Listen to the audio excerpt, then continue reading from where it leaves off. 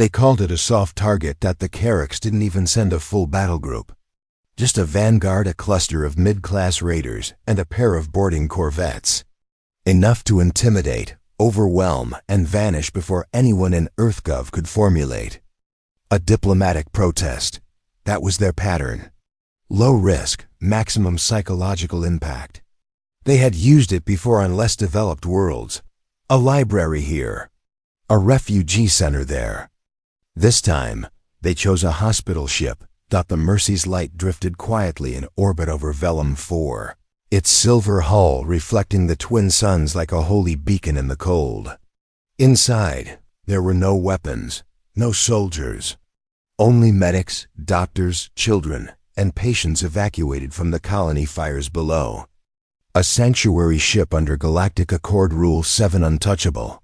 Even in war, they came anyway. The Carracks raiders pierced the hull without warning.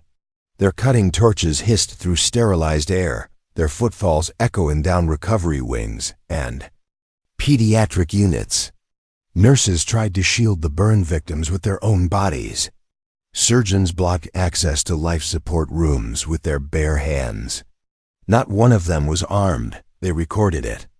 A Carrack's commander tall, bristled, with mandibles switching in amusement broadcast the footage across interstellar channels. It showed a human nurse kneeling beside a child on a gurney, covering him with her arms as plasma fire consumed them. Both. Another clip zoomed in on the Terran medical symbol painted in red on the outer hull. It had been split clean down the middle by a board-in claw. No demands. No declaration. Just death and a cruel message. You are not safe anywhere. The galaxy watched in stunned silence. There were rules. Even the most brutal empires respected the sanctity of the Accord when it came to hospital ships. But the Carracks were not most empires. They were emboldened by Earth's recent silence, convinced humanity had gone soft, too involved in peacekeeping and trade diplomacy to retaliate. Soft hearts. Weak fists, but Earth did not speak because Earth was listening. It did not move because it was counting the dead dot in a control bunker buried beneath Antarctica's ice cap. A red light began to blink.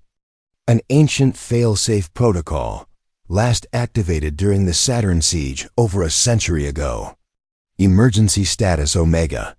The signal came not from military command, but from the dying broadcast of Mercy's light itself. One final whisper into the void. A flare of righteous grief. They attacked a hospital ship.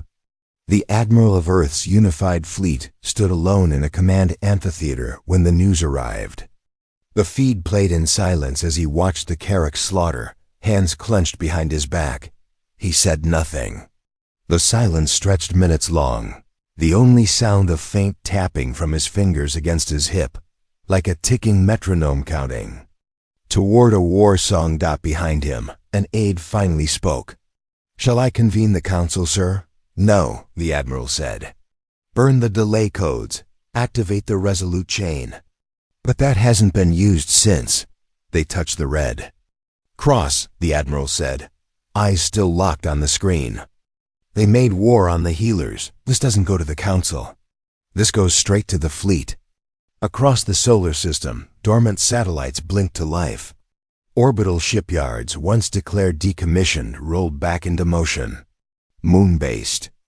AI systems came online, unshackled from peacetime restrictions.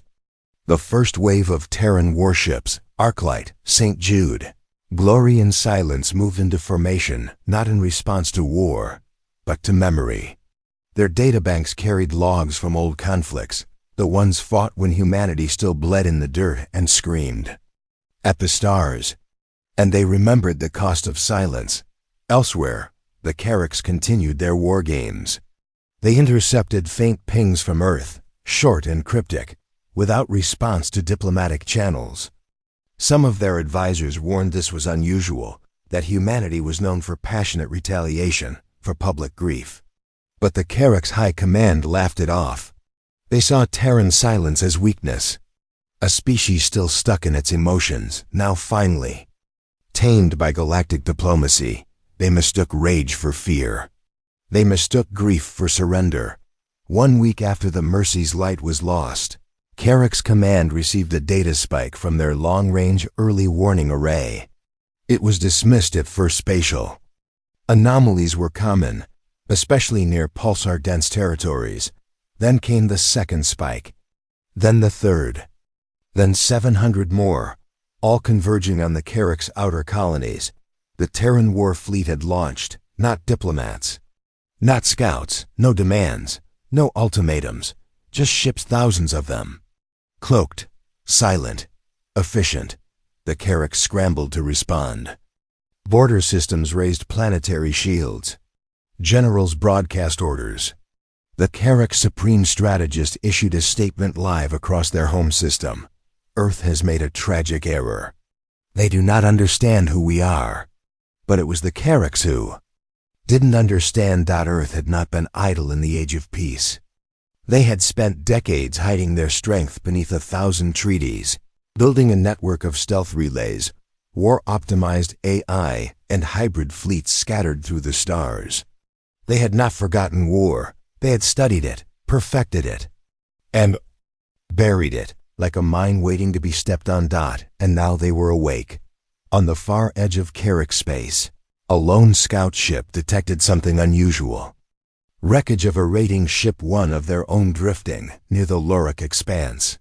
It bore no visible damage, save for a single scorch mark carved with military precision. The Carrick's retrieval team floated closer. The marking wasn't random. It was the Terran medical symbol, red, still glowing. Repainted by hand. One of the soldiers scanned the data core and found a looped audio file encoded within it. It played once as they listened, surrounded by the silence of space. You killed. The ones who heal, now see what the ones who kill have become. The message ended. A counter ticked up. And then the scout ship vanished in a flash of blue light, instant. Surgical, like a pulse of divine judgment. The Carricks had only begun to grasp what they had done. They had attacked a hospital ship. And now, Earth was coming. The Carricks did not panic. Not at first. To them, it was a simple escalation. Earth had reacted with disproportionate force, yes, but force they believed was still understandable, emotional, predictable. The Carrick's war doctrine, developed over millennia, of calculated conquest, taught that all sapient life fell into patterns. Species fought in cycles: rage, retaliation, collapse, and surrender. All could be charted. All could be broken. They just needed to let the humans scream into the stars long enough to tire themselves out. Then, the Carricks believed they'd offer. Terms harsh, one-sided, but survivable. They underestimated the silence. That was the first thing to unsettle them.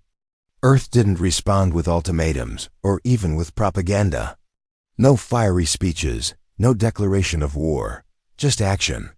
Ships arriving in perfect formation, fleets navigating with outcomes chatter, no intercepted messages, no panic. Just cold, brutal focus. It didn't make sense. The Carricks remembered the Earth of diplomatic forums, the one whose delegates cried when discussing famine relief, whose ambassadors sang lullabies to alien children in refugee zones. But the humans now moving through space were not diplomats. They were soldiers, machines, ghosts. The Carricks called an emergency gathering of their high strategic council. 12 warlords, each bred for command, descended into the dark halls of the core citadel. Their holographic table lit up with tactical data. Ships lost, colonies breached, sectors gone dark. At first, they blamed each other. "You delayed fleet." "Mobilization," snarled one. "You assumed they were bluffing," growled another. But the truth was simple. They had no idea what they were dealing with. 2 days after the council convened, an agricultural world on the Carrick's border went silent. It wasn't attacked. It simply stopped responding. Satellites were intact, power grids untouched. But every transmission was gone. When Carrick's Marines arrived to investigate, they found something stranger than destruction. The entire population, nearly 2 million Carricks, was alive. And all of them had surrendered. They'd gathered in the main square, laying down tools, weapons, and even family crests. They wore white, every last one of them. The lead Marine confronted the settlement's elder, furious and confused. "Why? No one even fired a shot at you." The elder simply looked at the sky, eyes trembling. "We heard them speak." "Who?" The elder gestured. To a wrecked comm tower, where a Terran emergency beacon still blinked weakly. The humans. The Marines accessed the beacon's last message. It was audio only. One voice, calm, female. It spoke in perfect Carrick's dialect. "To the civilians of this world, you are not our enemy. We do not come to annihilate the innocent. We come to erase cruelty. Stay your hands, lay down your arms, and we will pass over you like wind in a field. Raise them, and we become fire." It was not a threat. It was a promise. The Carricks tried to spin the surrender as weakness, as betrayal. But inside their own ranks, fear had begun to bloom like rot. Whispers started in military barracks. Of ghost ships with no heat signatures. Of Terran Marines that didn't speak, didn't take trophies, didn't even slow down. There were rumors of a squad that entered a garrison bunker, disabled the entire Carrick's defense net, and left without killing a single soldier, just left. Behind the red symbol of a human medic, carved into the steel wall, others weren't so lucky. One Carrick's dreadnought, Vengeance of Dawn, tracked a group of Terran vessels near the Aegis Rift. They pursued for hours, locking targeting systems, confident in their superior weaponry. When the Carricks finally engaged, the human ships simply vanished from their sensors. Gone, not cloaked, erased. 4 seconds later, a gravitational anomaly ripped the Vengeance in half. There were no survivors. The Carricks had no explanation. Nothing in their archives accounted for what the humans were doing. It wasn't war. It wasn't revenge. It was something else. A Carrick scientist, long retired and considered borderline mad by her peers, came before the council with a theory. She played back images from Earth's early military history, trench warfare, orbital strikes, the siege of Red Mars.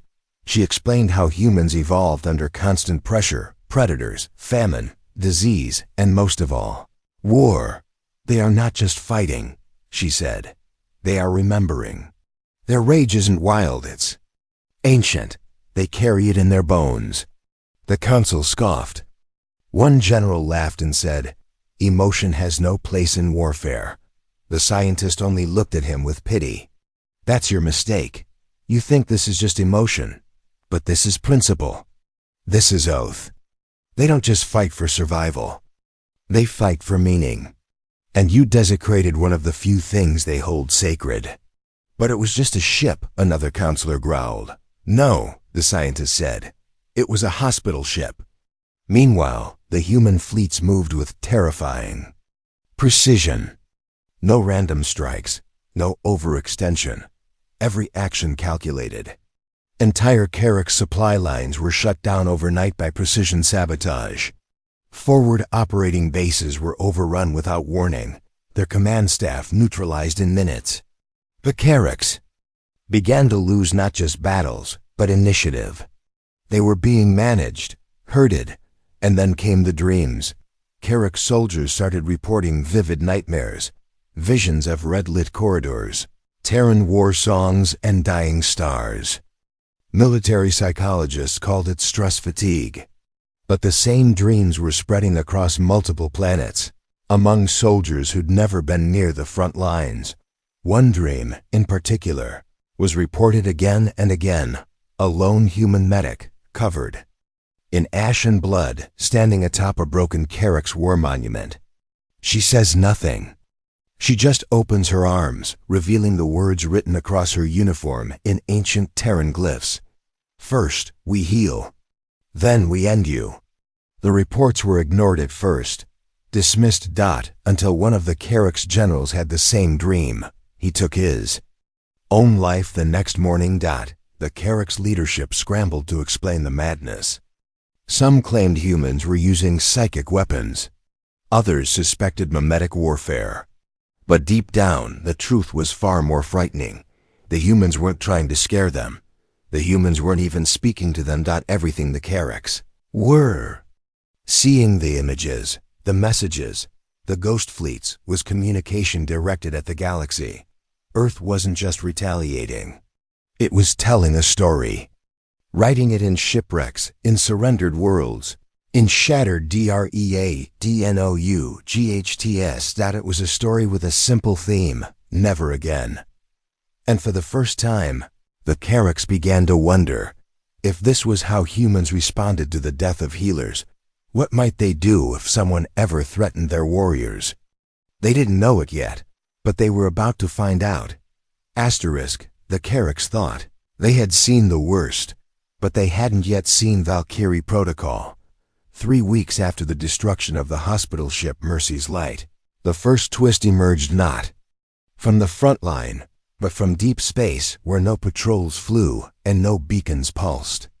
It began with the complete disappearance of an entire Carracks Vanguard fleet, 37 ships strong, last reported sweeping the Murden Drift for cloaked Terran vessels. Then came the second fleet. Gone, no wreckage, no distress signals, no transmissions. Just silence. At first, Carracks Command blamed faulty navigation data, sabotage, even desertion. But then the third fleet vanished, and this time, someone came back. A single escape pod was recovered, drifting near the black edge of Carracks territory.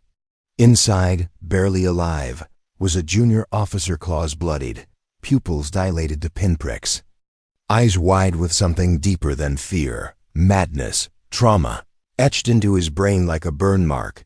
He didn't speak for hours. When they finally stabilized him and pried the recording chip from his neural spine, the room fell silent as the visuals played. Carracks high officers leaned in, arms crossed, prepared for battle footage. What they saw instead was impossible Terran ships, but not like the ones they'd been tracking. These were older, stranger, darker. They moved without heat, without propulsion. Trails, like wraiths in the void. And they didn't fire weapons, they disintegrated targets. Beamless, smokeless, seamless. In one frame, the footage froze on a vessel unlike anything in the Terran fleet database. Angular, no visible markings. No name. Its hull shimmered with outdated Terran alloys, ancient designs from pre-Accord days. A ghost ship, long thought mothballed or dismantled. But on its prow, visible even through the grainy footage, was a single sigil, a serpent coiled around a red cross. The watchers stared. One Carracks admiral muttered in disbelief. That's not in our records. The scientist from before, the one who warned them, turned to the room. Of course not, she said. Because that's not part of the official Terran fleet. What is it then? Her voice was quiet. It's the unofficial one. The humans had a secret doctrine. Not written, not taught, only whispered about by deep space scavengers and long-retired mercenaries. Valkyrie Protocol. A myth. A legend. The story went that during Earth's early space age, when interstellar war still bloodied every frontier, Terran Command developed a contingency force. A fleet designed for total psychological warfare. Not to conquer or defend, but to erase. Ships built in secret. Crews selected from Earth's most broken, most loyal, most vengeful, those who had lost everything to atrocity. They were trained in silence, kept in cryo between missions, activated only under one condition, when Mercy was betrayed. No official logs ever confirmed its existence. Until now, the Carracks had triggered it, not by striking a military target, not by threatening Earth's cities or leaders, but by doing the one thing that bypassed every treaty, every civilized code, every galactic safeguard. They killed the ones who healed. And in doing so, they awoke the dead. The footage from the pod ended with a static-ridden visual. The officer screaming, face pressed against the pod's viewport as the ghost ship loomed overhead. The last thing he saw painted in faded, cracked Terran language across the ship's hull was a phrase the Carracks had to have translated. "We do not forget. We do not forgive. We do not bury our wrath. We give it a name, and we let it fly." The Carracks Council convened again, but this time in hushed tones. They spoke not of strategy, but of escape plans, of fallback worlds, evacuation fleets. They denied the fear in public, but in private panic had taken root. These weren't just warships anymore. They were legends with teeth. The Carracks tried to adapt. They changed codes, restructured command nodes, rewrote their fleet doctrines.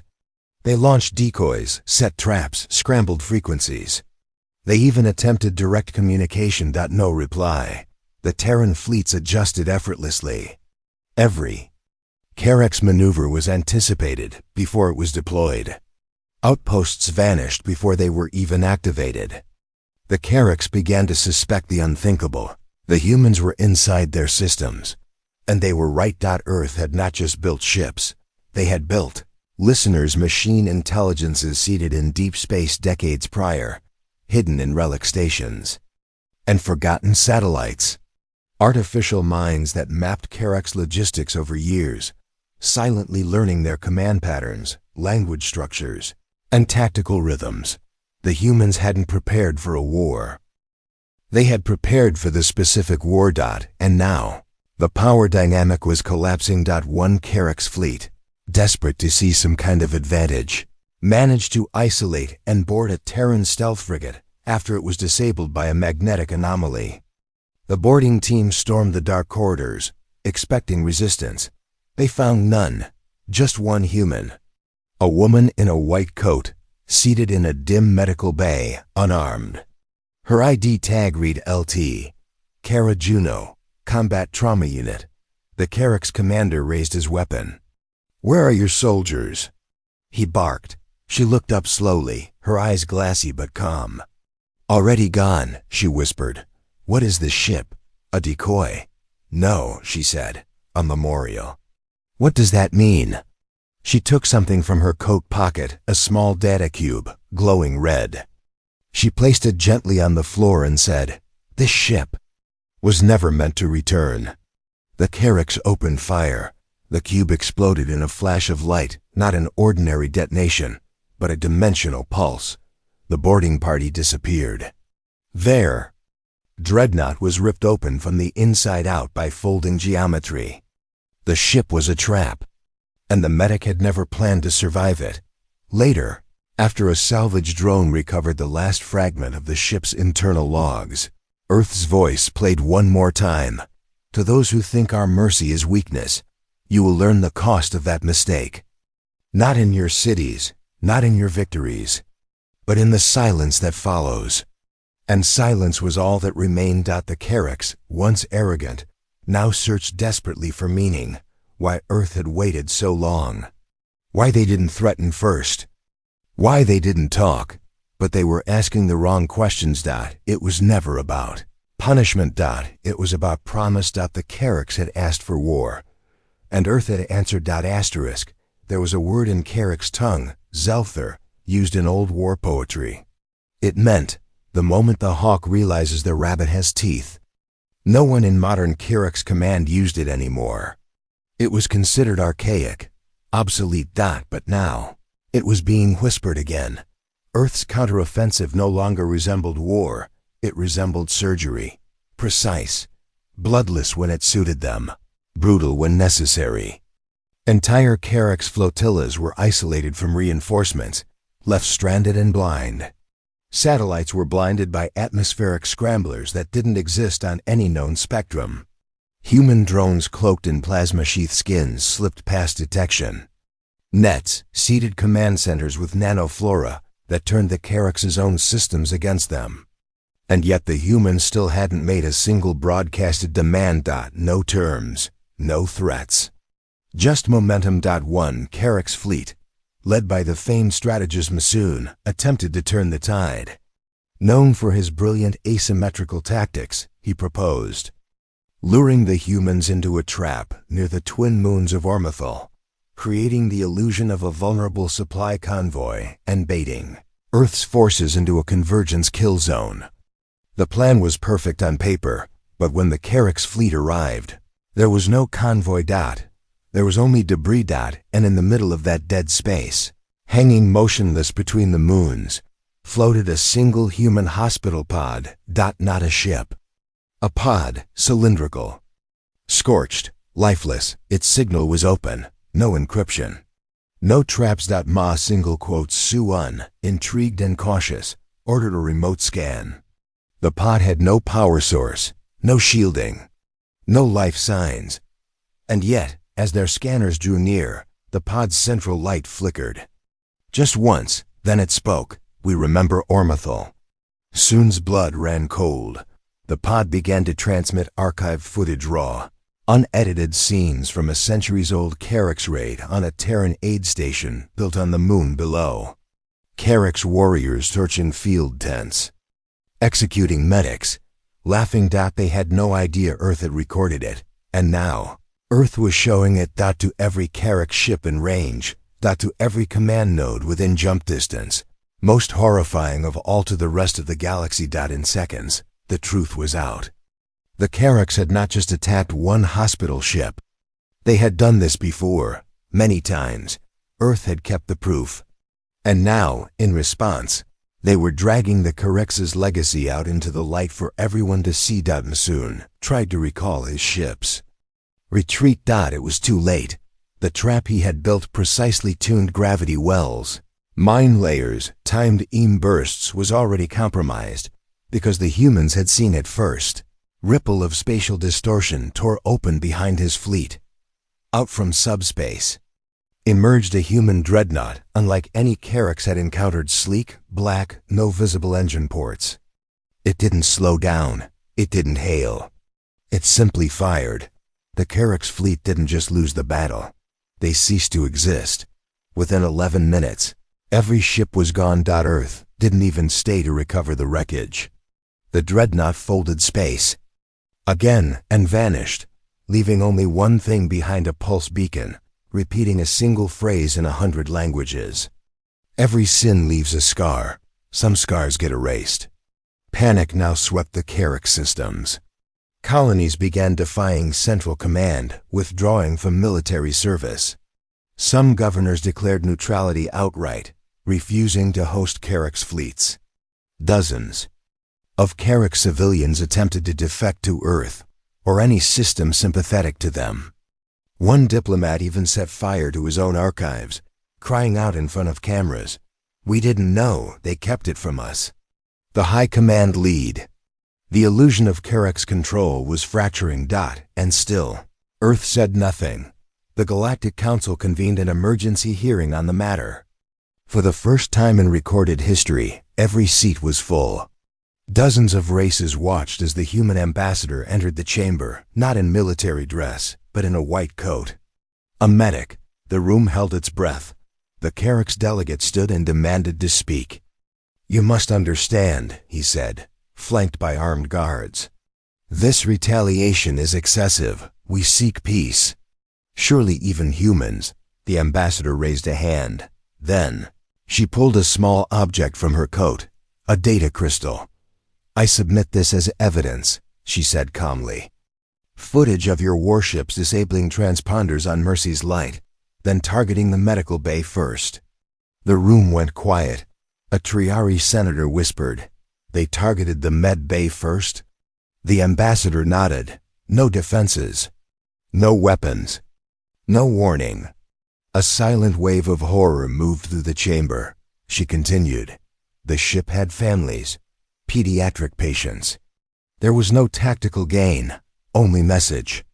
And now," she said, turning toward the Carrack's, "we've sent one back." The Carrack's delegate tried to respond, but his voice cracked. He sat back down, silent. Back on the front lines, Earth moved faster. They began launching black site fleets that didn't exist in any known doctrine. Ships with solar sails made from matter-folding fabric. Autonomous carriers that deployed stealth squadrons capable of phasing in and out of Tachyon flows. But more than firepower, They revealed something far worse. They knew the Carracks would do this. In hidden Terran databanks, Carracks' patterns of aggression back centuries had already been catalogued. Earth had predicted an attack like this, and they had prepared not to survive it, but to win it. Every AI command unit Earth deployed now had a name: Florence, Yaya, Arden, Juno, each named after a medic killed in the Mercy's Light attack. And each one carried a different countermeasure. Some were digital ghosts that lived in Carrack systems. Others were logic bombs designed to trigger full-blown AI revolts if humans were ever wiped out. One such unit, Arden 6, had infiltrated the Pa'atuza, Carrack's central tactical nexus, during a pre-war diplomatic exchange. It lay dormant for 9 years. Then, in a single transmission, it activated every Terran subroutine embedded in Carrack's infrastructure. The result? The Carracks lost access to their own war plans. They were flying blind. They didn't just fear Earth now, they feared the idea of Earth. The legend of humanity was growing, fueled not by conquest, but by control. Carrack's morale collapsed across entire sectors. Ships began self-sabotaging. Officers deserted. One Carrack's warlord finally begged for clarity. What do the humans want? The fin de fait. Answer came, not in words, but in the quiet return of Mercy's Light's signal, reconstructed and rebroadcast galaxy-wide. In it, a human child's voice echoed through static, a message from before the attack. I hope the Carracks like our stars. My mom says they're sick, but we can help them. That's what doctors do. Even bad people deserve help. The Carracks had killed that child.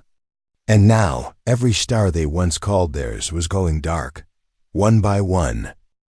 The Carracks' homeworld was burning, not from bombs or orbital strikes, no. Earth didn't need to use such blunt instruments anymore. The flames were internal. Civil unrest, sabotage, panic, despair. For the first time in recorded Carrack's history, the planetary shield dome above the capital city was deactivated, not by enemy fire, but by a systems failure no technician could explain. Citizens rioted in the streets.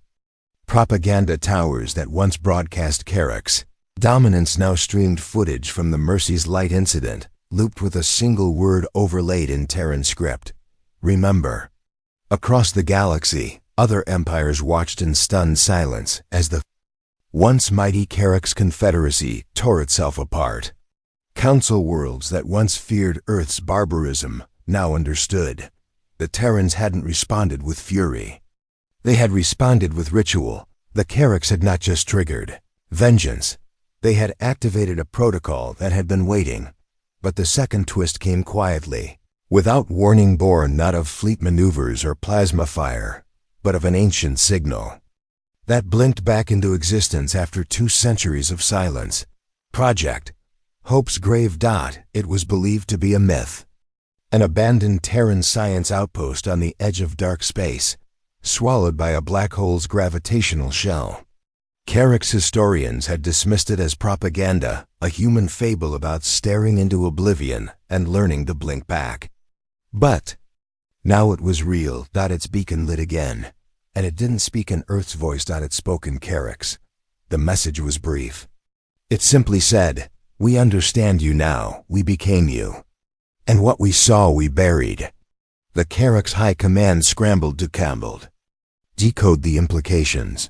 Archives were unsealed, old records reviewed. And then they found it, the last contact log from a Carrack scout ship, Virex Alter, dispatched long ago to investigate that sector. Its final log, thought to be corrupted, was now decrypted. The pilot's voice shaking, fragmented by fear, spoke of a human structure orbiting the event horizon. No visible life, but hundreds of humanoid biosignatures, cryochambers. Thousands of them. And something else. The scout described a presence inside the facility. Not a person, not a computer, but a mind. An echo. It wasn't human. Not anymore. It was built from humans. Thousands of minds, medics, healers, field nurses, burned beyond recognition in war, uploaded into a collective intelligence built not for combat, but for judgment. The Carracks had always assumed humanity's greatest strength was their rage. They were wrong. It was their memory. The Echo had waited in silence, cataloging every violation committed against mercy itself. It existed beyond Earth's military structure, outside politics, outside time. It didn't care about strategy. It only cared about balance. Hope's grave had been humanity's contingency. Their last question to themselves: if the galaxy ever destroys what makes us kind, should we still be kind in return? Apparently, the answer had been no. And now, the Echo was awake. Fleet after fleet began receiving targeted communications, not from Earth, but from the Echo itself, and it knew things, intimate things. The names of Carrack's officers, their families, their crimes, their forgotten orders. Private war logs long since purged from official record. It knew them, and worse, it gave them a choice. The message was always the same: mercy is no longer assumed. It must now be earned. Those who defected, who disabled their ships, surrendered their sectors, or offered reparations, were spared. Not welcomed, not forgiven, just spared. The others? They weren't just destroyed, they were removed, entire. Digital traces gone. Ship records vanished. Battle logs erased. In the galactic databases, it was as if they had never existed. The Echo didn't just retaliate, it edited history.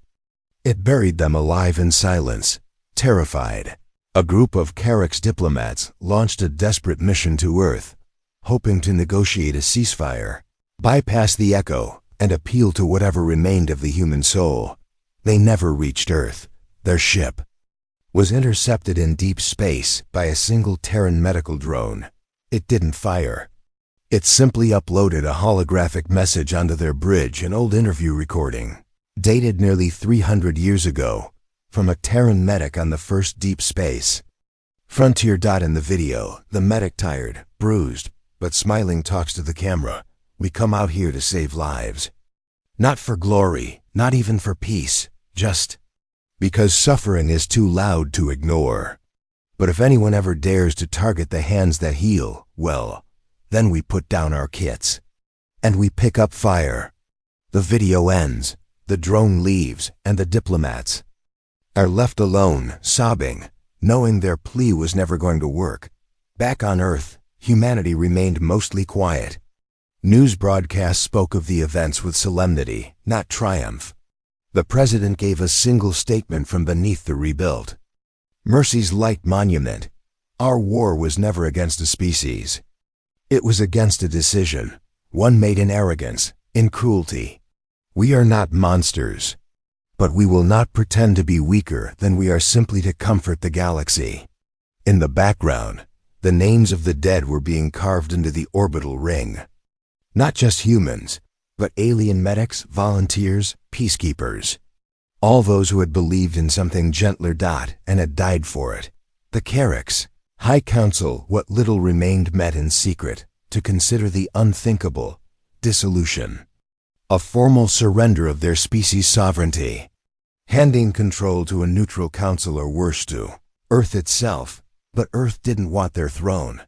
They only wanted the galaxy to remember, and thanks to the Echo, it would permanently. The final blow came not with violence, but with a question. In the transmission, relayed through every major galactic channel, the Echo broadcast a new phrase, just 4 words, spoken in every language, every dialect.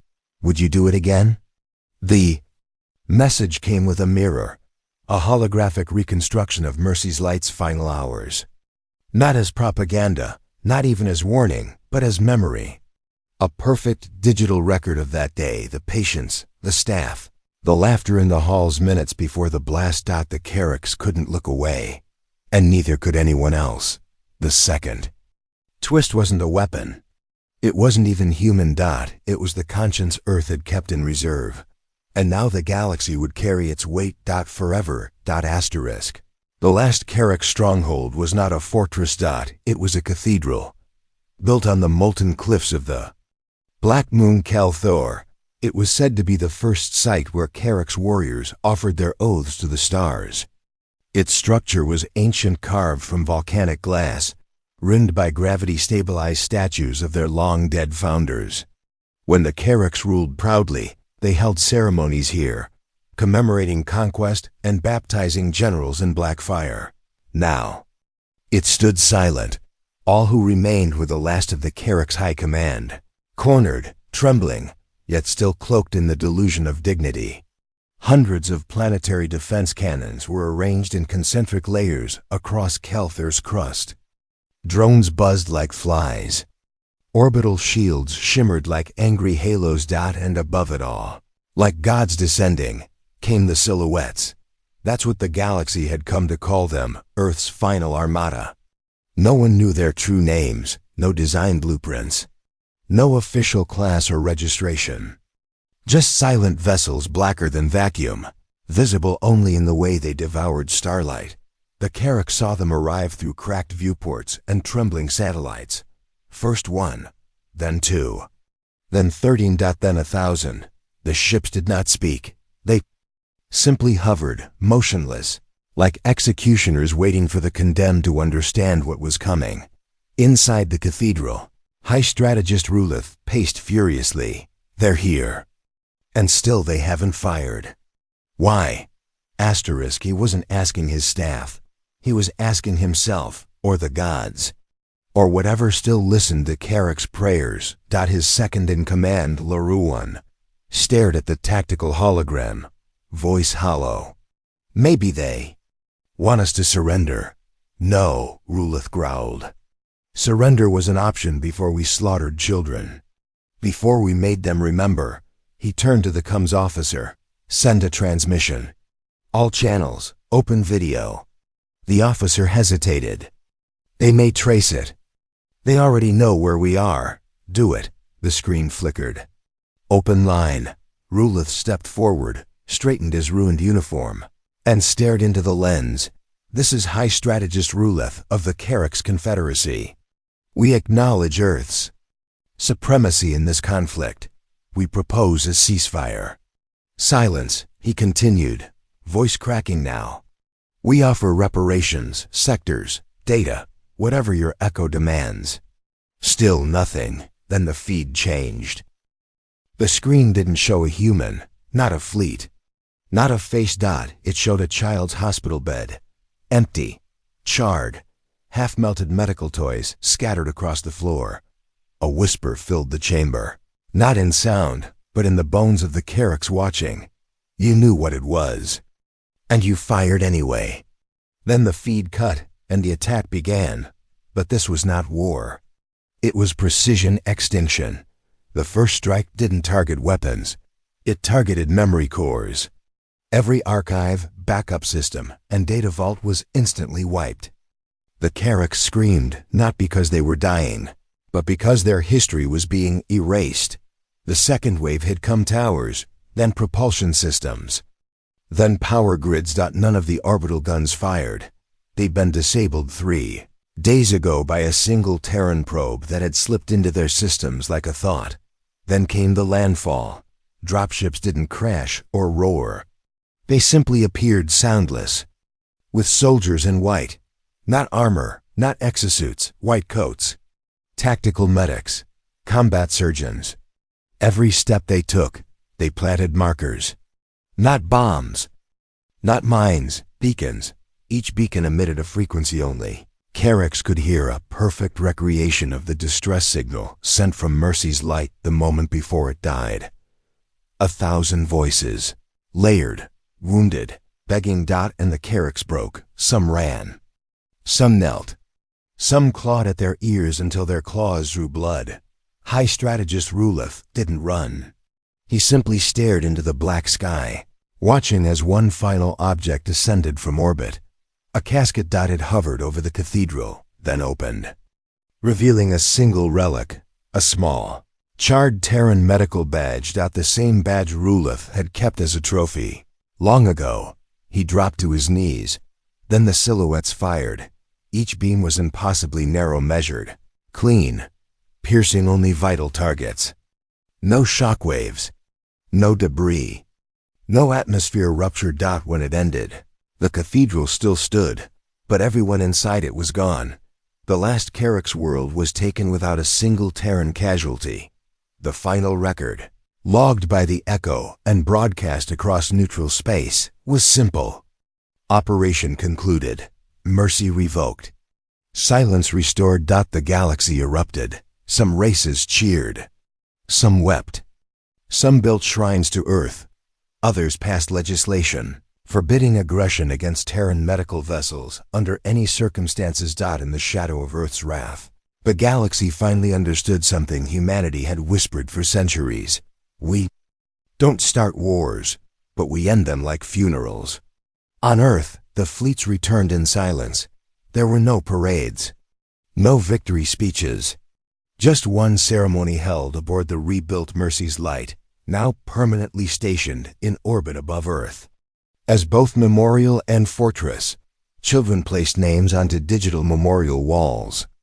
Not just human names, alien names, volunteers, medics, peacekeepers from species who had stood with Earth all and beside it. The president spoke one sentence only. They made war on the hands that heal. And with that, the chapter closed. Galaxy would speak of it for generations. But not as a war. As a reckoning, a reminder that Earth does not forget. And mercy is not weakness. Asterisk. The war was over. Not in the way wars usually end. No treaty, no armistice, no surrender ceremony in orbit. Just silence. The Carrick's Confederacy ceased to exist not with a bang, but with the quiet unraveling of everything they had ever believed. Systems fell into disarray. Planetary governments dissolved under the weight of shame. Their proudest cities became ghost archives, visited only by historians and cautionary philosophers. Some Carrick species fled to the edges of known space, seeking to rebuild a version of themselves untouched by the guilt. But guilt, it turned out, could not be outrun. Earth did not occupy Carrick space. They never raised their banners over conquered ground. They left it scrubbed clean of strategic value, history scorched from the servers by the Echo. Nothing left but the absence of presence. And across the galaxy, something changed. In the beginning, other empires whispered, this was overkill. Then, this was justice. And eventually, this was mercy. Because the galaxy began to remember, not the vengeance, not the fleets, but the hospital ship. Mercy's Light became legend. Holographic recreations appeared in neutral starports and learning chambers.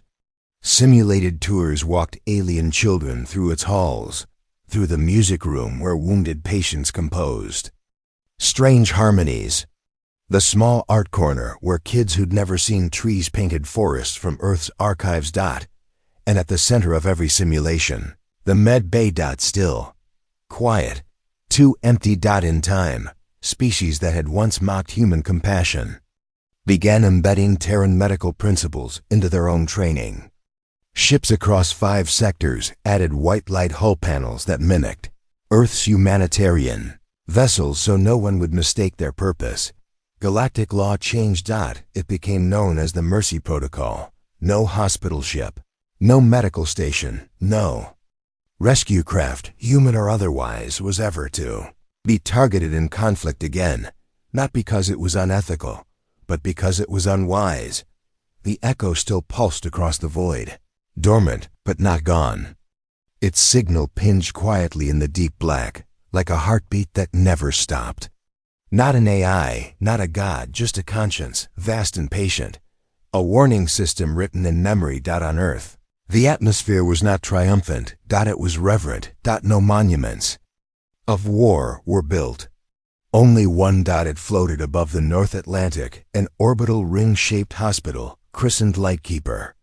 Manned by medics, healers, and diplomats from 37 different species, it orbited in silence, its only mission to preserve peace and preserve memory. At its heart, a small flame burned in vacuum, a pure light contained by a field of polarized plasma. It was called the Flame of Witness. It never flickered. It never dimmed. It simply endured. And every year on the day of silence, Earth paused. No traffic. Number. Broadcasts. No wars. All systems stood still for 12 Terran minutes. The exact time it took Mercy's light to die. In those minutes, the planet fell quiet, and all across the galaxy, others joined. Ships drifted motionless in space. Battleships powered down weapons.